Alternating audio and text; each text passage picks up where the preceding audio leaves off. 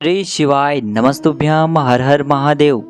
दोस्तों, पूज्य गुरुजी ने कहा है कि इस बार के सावन महीने में जो तिथियां पड़ रही हैं वह शायद ऐसे सैकड़ों वर्षों के बाद पड़ रही हैं कि इतनी विशेष तिथियां बहुत ही सुंदर संयोगों के साथ इस बार बन रही हैं।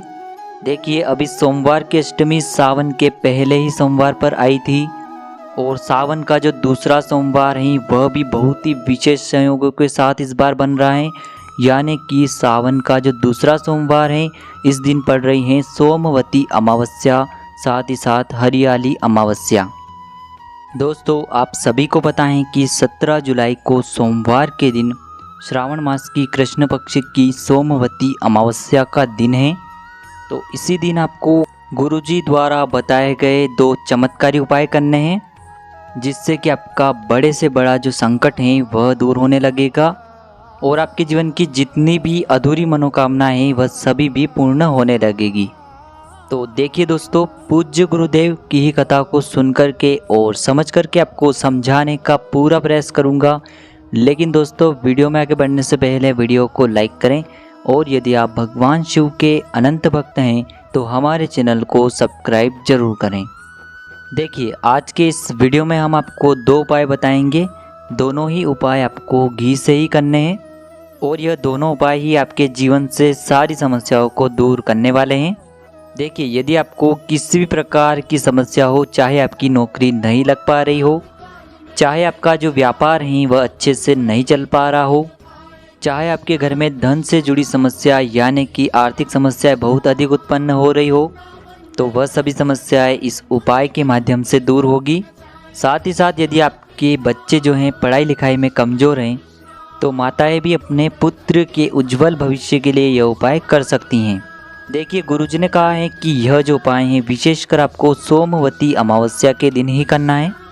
यह जो उपाय हैं आप सुबह से लेकर के शाम तक किसी भी समय कर सकते हैं। देखिए दोस्तों, पहला महा उपाय करने के लिए सबसे पहले आपको एक प्यारी सी और छोटी सी बेलपत्र ले लेना है। दोस्तों, बेलपत्र आपको कहीं से भी खंडित नहीं लेनी है। यदि आपको बेलपत्र नहीं मिल पाती हैं तो पूज्य गुरुजी ने कहा है कि शिवलिंग पर चढ़ी हुई जो बेलपत्र हैं उसे आपको साफ सुथरे पानी से धो करके पुनः उपयोग कर लेना है। साथ में आपको 1 चम्मच शुद्ध घी लेना है। गुरुजी ने कहा है कि घी यदि आपको गाय का मिलता है तो सर्वश्रेष्ठ हो जाता है और यदि आपको किसी कारणवश गाय का घी नहीं मिल पाता है तो आप अन्य शुद्ध घी का प्रयोग भी इस उपाय में कर सकते हैं। साथ में आपको एक तांबे के पात्र के अंदर शुद्ध जल लेना है। जल आपको अपने घर से ही लेना है। अब दोस्तों, इन सभी सामग्रियों को लेकर के पहुंच जाना है आपको भगवान शिव के मंदिर में। देखिए दोस्तों, सबसे पहले जो आपके पास एक तांबे के पात्र के अंदर शुद्ध जल है उसे आपको भगवान शिव के शिवलिंग पर श्री शिवाय नमस्तुभ्यम इस मंत्र का जाप करते हुए समर्पित कर देना है। दोस्तों, गुरुजी ने कहा है कि जल आपको इतने धीरे समर्पित करना है कि आप कुल शिव महापुराण के मूल मंत्र श्री शिवाय नमस्तुभ्यम इस मंत्र का 11 बार जाप कर सकें।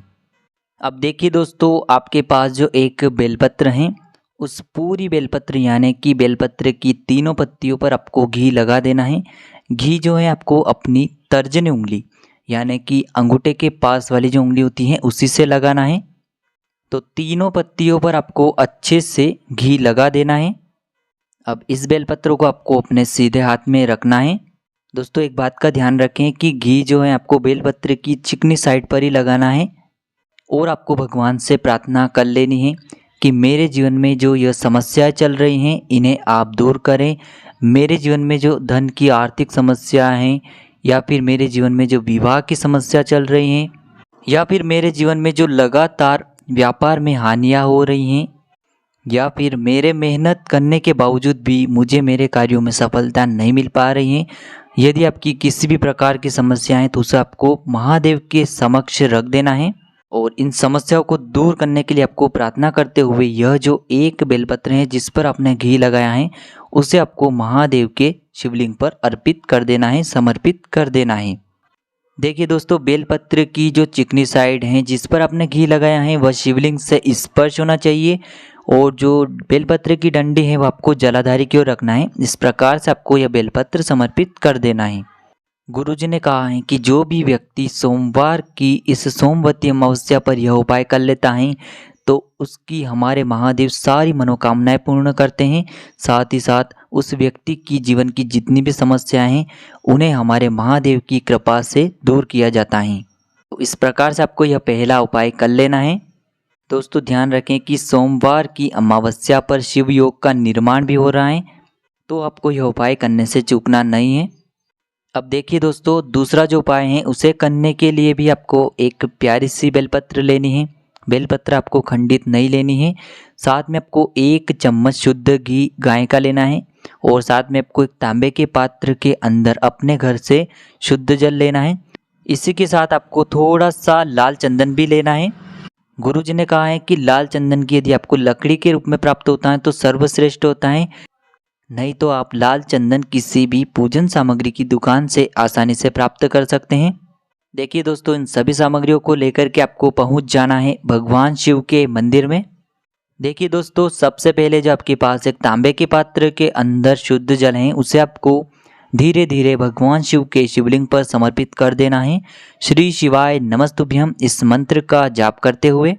देखिए दोस्तों, यह जो उपाय है विशेषकर माता अशोक सुंदरी वाला उपाय होने वाला है, यानी कि भगवान शिव की जो सबसे छोटी पुत्री है माता अशोक सुंदरी, जो माता अशोक सुंदरी हैं भगवान शिव की पुत्री, वह स्वयं भगवान शिव से कहेंगी कि इनकी जो भी समस्याएं पिता श्री भगवान आप इनकी समस्या को दूर करो। ऐसी माता अशोक सुंदरी भगवान शिव से आपकी ओर से विनंती करेगी और भगवान अपने पुत्री की बात तो मानेंगे ही, तो इसीलिए आपको यह माता अशोक सुंदरी वाला उपाय करना है। देखिए, पूज्य गुरुजी ने जिस प्रकार से इस उपाय को बताया है उसी प्रकार से आपको इस उपाय को बताने का प्रयास करूँगा। देखिए दोस्तों, आपके पास जो लाल चंदन है उसमें आपको थोड़ा सा जल डाल करके उसे गीला कर लेना है। अब बेलपत्र की जो 2 पत्तियां होती हैं, नीचे वाली सबसे छोटी पत्तियां, उन पर आपको अपनी अनामिका उंगली से लाल चंदन लगा देना है और बेलपत्र की जो बीच वाली बड़ी पत्ती होती हैं उस पर आपको पूरी पत्ती पर घी का लेपन कर देना है। देखिए दोस्तों, आप जो घी और लाल चंदन लगाएंगे वो आपको बेलपत्र की चिकनी साइड पर ही लगाना है, इस बात का आप ध्यान रखें। अब इस बेलपत्र को आपको अपने सीधे हाथ में रखना है। आपकी जो भी मनोकामना हो, चाहे आपकी कोई नौकरी से जुड़ी मनोकामना हो, आपके व्यापार में वृद्धि को लेकर कोई मनोकामना हो, आपके जीवन में धन से जुड़ी समस्या को दूर करना हो, यानी कि किसी भी प्रकार की आपकी मनोकामना हो तो उन्हें आपको महादेव के समक्ष रख देना है। और यह जो बेलपत्र हैं आपको माता अशोक सुंदरी वाले स्थान पर समर्पित कर देना है। दोस्तों, यदि आपको माता अशोक सुंदरी वाले स्थान की जानकारी नहीं है तो सामने आपको स्क्रीन पर दिखाया जा रहा है, जलाधारी की जो बीच में स्थान होता है उसे ही हम माता अशोक सुंदरी वाला स्थान कहते हैं।